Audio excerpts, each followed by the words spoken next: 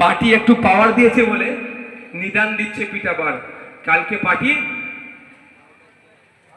পাওয়ার কেড়ে নিলে হবে কোথায়?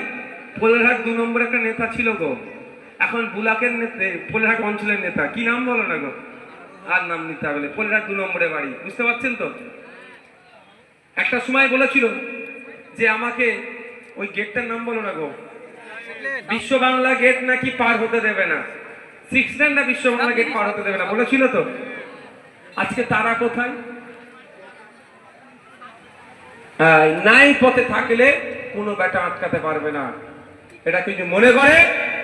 কারণ নিজস্ব সম্পত্তি নয়, এ দেশ আমাদের দেশ, এ বাংলা আমাদের বাংলা, সংবিধান আছে, আইন আছে। আজকে আপনি যদি মনে করেন কিছু প্রশাসনকে, সরকারের লোককে হাতে রেখে আইন বহির্ভূত কাজ করবেন, একটা কথা মনে রাখবেন, পৃথিবীর ইতিহাস দেখুন, বাংলার ইতিহাস দেখুন, ভারতবর্ষের ইতিহাস দেখুন, একটা সময় যারা অন্যায় করেছে পরবর্তীতে তাদের কি দুরবস্থা আছে একটু ইতিহাসটা তুলে দেখুন। আজকে আপনি উপরে আছেন, অন্যায় অনর্থক কথা বলছেন, সাংবাদিকদের পেটানোর নিদান দিচ্ছেন, মানুষকে মারার কথা বলছেন, মানুষকে উত্তেজিত করছেন, কালের ক্রমে আপনি উপর থেকে নিচে আসবেন, সেই সময়টা আপনার কি হবে এখন আপনার ভাবা দরকার। একজন মারা গিয়েছেন, আমি তার সম্পর্কে বেশি কথা বলবো না, আমি শুধু এতটুকুই বলবো, খেয়াল আছে রেজ্জাক মোল্লা সাহেবের নাম? হ্যাঁ, আমি বেশি কিছু বলবো না, কিন্তু তার শেষ জীবনটা পিকচারে ছিল উনি। হ্যাঁ, উনি মারা গেছেন হয়তো অনেকে জানেন না, মানে বুঝতে, একটা সময় যার নাম খুব ফাটতো, খুব এরকম বাহুবালী নেতা, আজকে সে কোথায়? মাটির সাথে মিশে গিয়েছে। আমি মাটির সাথে মিশে মানে নামটার কথা বলছি, নামটা আজকে তার কোথায়? যতদিন ক্ষমতা ছিল খুব বাড়বাড়ান্ত ক্ষমতা নেই, দেখতে পাবে না, তাই না? আর যে চিৎকার চেঁচামেচি করছে তার সাহস আছে? এই আমাদের কারিমুল, আমাদের যারা নেতৃত্বরা আছে, মালিক ভাই, আর অনির্বাণদা, রাইনুর, আর যারা যা আছে আমাদের সবাই তো অঞ্চল নেতৃত্বরা আছে, এদের মতো স্রোতের বিপক্ষে দাঁড়িয়ে রাজনীতি করার সাহস আছে না? পারবে? তাহলে কিসের লিডার? লিডার কি হবে? স্রোতের বিপক্ষে দাঁড়িয়ে যারা রাজনীতি করবে, এই আমাদের যারা আছেন, পোলেরহাটের নেতৃত্বরা যারা আছে, এখানে দেওতার নেতৃত্ব আছে, বিভিন্ন অঞ্চলের নেতৃত্ব যারা আছে, ভগবানপুর থেকে শুরু করে দাগল গেছে, আরো অঞ্চলে যারা নেতৃত্বরা আছে, স্রোতের বিপক্ষে দিয়ে রাজনীতি করছে, এদের দম আছে, আর ওনার সেই সাহসটা নাই।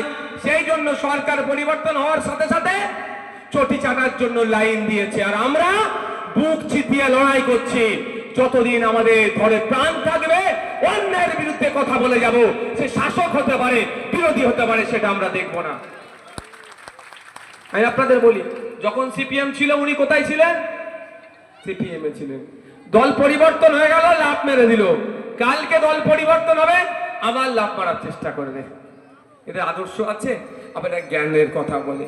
এদের ফাঁদে যারা পড়ে হই হই করছেন, এদের পাল্লায় পড়ে যারা হিংসাত্মক কাজ করছেন, আমি তাদেরকে একটু অনুরোধ করব, এদের ফাঁদে পা দেবেন না, কারণ এরা নিজেদেরকে বাঁচার জন্য সব সেফ জোন করে রেখেছে, আর আপনাদেরকে এরা কি করবে? দেখে দেবে। একটা কথা খুব চর্চা হয়, এই বিষয়ে কটা বাজে বলো তো? ওরে বাবা, অনেকক্ষণ বকে ফেললাম তো, আর 2-3 মিনিট বক্তব্য দেবো, অসুবিধা আছে কারো? কারা বক্তব্য শুনতে চান একটা হাত তুলুন তো, হাতটা তুলে রাখুন।